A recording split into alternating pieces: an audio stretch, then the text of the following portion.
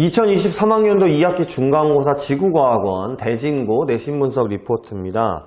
우선 이번 대진고는요, 해수의 성질부터 그 다음 지구 기후 변화까지만 출제를 했고요. 타 학교들 같은 경우는 이제 별 파트가 아무래도 그 뒤에 이제 별 부분이 나오거든요. 이 별 파트가 양도 많고 좀 학생들이 어렵다라고 느껴지는 부분들이 많기 때문에 별의 물리량 부분까지도 시험을 보는 학교들이 꽤 있었거든요. 이제 대진고는 그 별 파트를 2학기 기말고사 때 처음부터 보기로 함으로써 어떻게 보면은 이번 2학기 중간고사도 좀 문제가 있을 수 있겠지만 2학기 기말고사는 훨씬 더 범위가 넓어졌기 때문에 준비하기 어려움이 또 있지 않을까라는 말씀을 좀 드리면서요. 우선 객관식 23문항이 나왔고요. 서술형 2문항까지 총 25문항이 출제가 됐습니다. 서술형은 2문항밖에 안 된다라고 하지만 세부 문항도 있고요. 그 다음 지구과학은 또 계산이 많기보다는 설명이 많은 거잖아요. 그러니까 서술형을 쓰는 데 있어서도 연습이 되어 있지 않으면 이게 또 서술형이라는 게 선생님들이 원하는 단어와 포인트가 있어야 되는데 그 연습이 평상시에 되어 있지 않으면 또 생각보다 시간을 많이 지체했을 걸로 보이는 시험이었습니다. 앞부분, 그러니까 해수의 성질 부분과 해수의 순환 파트, 이 파트는 아무래도 수능 특강에서 좀 출제율이 높았고요. 그 다음에 뒷부분, 엘니뇨 라니냐나 외적 요인이라고 하는 부분들이 있거든요. 이런 부분들은 고3 수능 학평에서도 굉장히 중요하게 출제되는 부분이에요. 꼭 출제되는 부분이고요.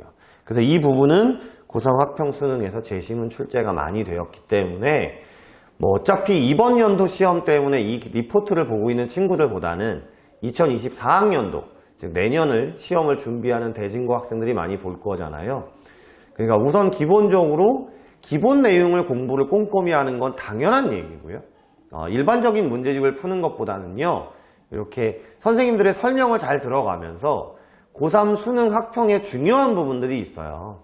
그런 부분들은 고3 수능 학평 위주로 한번 꼼꼼히 쳐다보시고 그 다음에 중요하지 않다라고 얘기할 수는 없지만 그 나머지 부분들은 수능 특강 부분의 문제들을 또 꼼꼼히 체크해 보면서 그러니까 문제를 푸는 게 중요한 게 아니고요. 지구과학은 해석형 문제들이 많잖아요. 그러니까 어차피 내신 기출 문제도 수능 특강이나 고3 기출이나 일반 문제집에서 문제를 똑같이 따오는 건 아니니까 그림만 따서 보시고 요것들을 어떻게 해석을 하는지 설명을 하는지 이런 것들을 중요하게 보시는 게 좋지 않을까 했던 문제라고 보시면 되겠습니다. 대표 문항 분석은 어차피 시험지를 이제 가지고 와서 분석해서 보는 거기 때문에 학원을 다니는 친구들은 제가 단원별로 주든지 아니면 전체적으로 주든지 계속 이렇게 2번씩 주기 때문에 시험지를 보면서 한번 분석 리포트의 대표 문항 분석을 보시는 게 좋을 것 같고요. 우선 전체적인 내용을 드리면 이 해수의 순환 부분이나 이런 부분은요. 지금까지는 북반구 위주의 문제가 많았어요. 아무래도 북반구의 나라가 많았으니까. 근데 여기도 이제 보시면 아시겠지만요. 남반구 문제들이 많이 출제가 된다든지 그 다음에 보통 이제 학원이나 이런 데서는 이렇게 칠판, 평면에다가 그림을 그려 설명하잖아요. 근데 지구는 입체라는 거죠. 그러니까 북극 상공에서 쳐다보거나 남극 상공에서 쳐다보거나 하면 또는 태평양을 보거나 대서양을 보거나 하면 또 북극 상공에서 보는 거랑 남극 상공에서 보는 거랑은 좌우가 다르거든요. 해류의 흐름이라든지 바람의 흐름이라든지 이런 부분들이 반대처럼 보이는 문제들이 많이 출제가 됐거든요. 그런 것들 때문에 학생들이 많이 헷갈렸을 걸로 보이기도 합니다. 그 다음엔요.